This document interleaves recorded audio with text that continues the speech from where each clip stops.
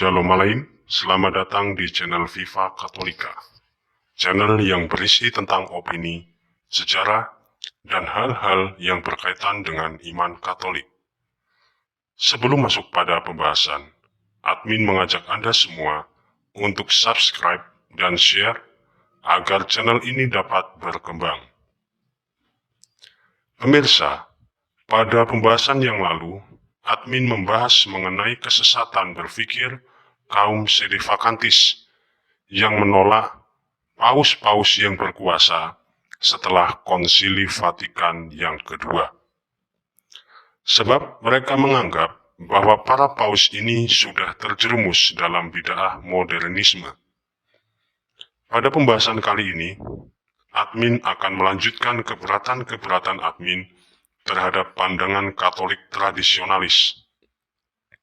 Maka dari itu, admin mengajak Anda semua untuk mengikuti pembahasan ini sampai selesai, agar mendapat gambaran yang jelas tentang narasi yang admin buat dalam video ini.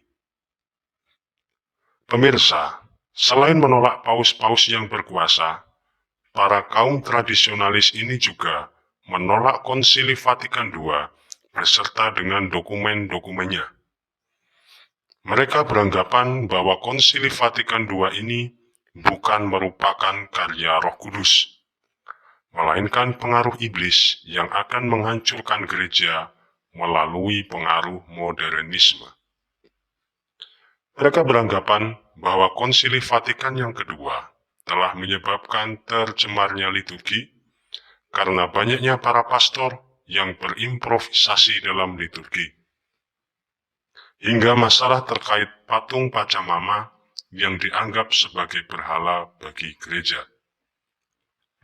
Selain itu, pernyataan kontroversial Bapak Paus yang mendukung hak sipil bagi para homoseksualitas semakin mempertajam narasi mereka yang menganggap kontroversi-kontroversi yang terjadi sebagai buah-buah buruk yang diakibatkan oleh Konsili Vatikan yang kedua. Sebenarnya masih banyak argumen-argumen yang diutarakan oleh para tradisionalis untuk menentang Konsili Vatikan yang kedua. Pemirsa, para tradisionalis ini menentang Konsili Vatikan yang kedua dan menganggap segala permasalahan dalam gereja akhir-akhir ini terjadi karena buah-buah dari Konsili Vatikan yang kedua. Akan tetapi mereka juga tidak melihat bagaimana gereja mampu memberikan kontribusi berharga bagi dunia dewasa ini, seperti Paus Yohanes Paulus yang kedua yang turut andil dalam runtuhnya komunis di Polandia. Keruntuhan komunis di Polandia mempengaruhi Eropa Timur dan Uni Soviet yang pada akhirnya juga runtuh. Selain itu, Paus Benediktus yang ke-16 juga berhasil membawa gereja-gereja Anglikan dan denominasi lain masuk dalam persekutuan Gereja Katolik Roma karena kebijakan Paus Benediktus yang memperbolehkan para imam atau presbiter dari gereja Anglikan, Ortodok, dan Protestan boleh tetap mempertahankan jabatan imamat meskipun mereka beristri. Dan juga Paus Fransiskus yang memprakarsai perdamaian dunia dengan menandatangani dokumen Human Fraternity. Pemirsa, kita tidak menampik tentang adanya masalah-masalah yang terjadi di dalam gereja Katolik dewasa ini. Konsili Vatikan yang kedua merupakan revolusi besar dalam gereja Katolik yang merubah pandangan dari gereja yang semula menjauh dari masalah-masalah dunia sebelum Konsili Vatikan kedua menjadi gereja yang begitu solider dan mau turut ambil bagian dalam masalah-masalah yang terjadi di dunia. Dan secara tegas, arah pandangan gereja ini tertulis dalam dokumen Gaudium et Spes artikel 1 yang berbunyi, sukacita dan harapan, duka cita dan kecemasan dunia dewasa ini menjadi sukacita dan harapan duka dan kecemasan murid-murid Kristus juga. Sebelum Konsili Vatikan yang kedua, gereja seperti tingkatan hierarkis yang dikotomis, seolah-olah ada sekat antara awam dan hierarki. Setelah Konsili Vatikan II, gereja menjadi persekutuan umat Allah yang menyatu secara holistik dari hierarki hingga awam.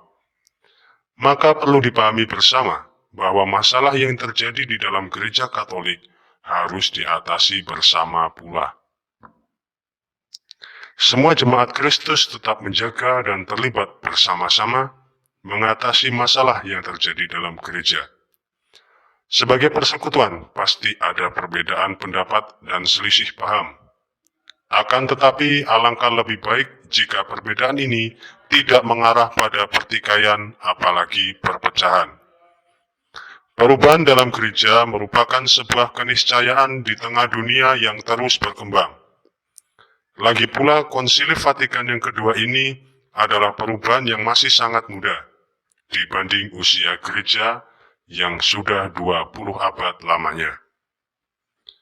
Berkembangnya paham-paham konservatif kemungkinan akan menjadi perhatian khusus bagi gereja Katolik dan menjadi antitesis dari Konsili Vatikan yang kedua. Kita tidak pernah tahu perkembangan zaman ke depan dan kemungkinan-kemungkinan yang terjadi dalam dunia ini yang mempengaruhi kebijakan-kebijakan gerejawi. Mungkin saja suatu saat akan ada konsili lagi yang menjadi sintesis dari pandangan gereja Konsili Vatikan yang kedua dan pandangan konservatif. Pemirsa, demikian pembahasan admin mengenai gerakan konservatif yang kian berkembang. Kami terbuka terhadap pandangan Anda. Untuk itu, silakan tuliskan pendapat-pendapat Anda dalam kolom komentar. Terima kasih Anda telah menyaksikan video kami hingga selesai. Shalom Aleichem.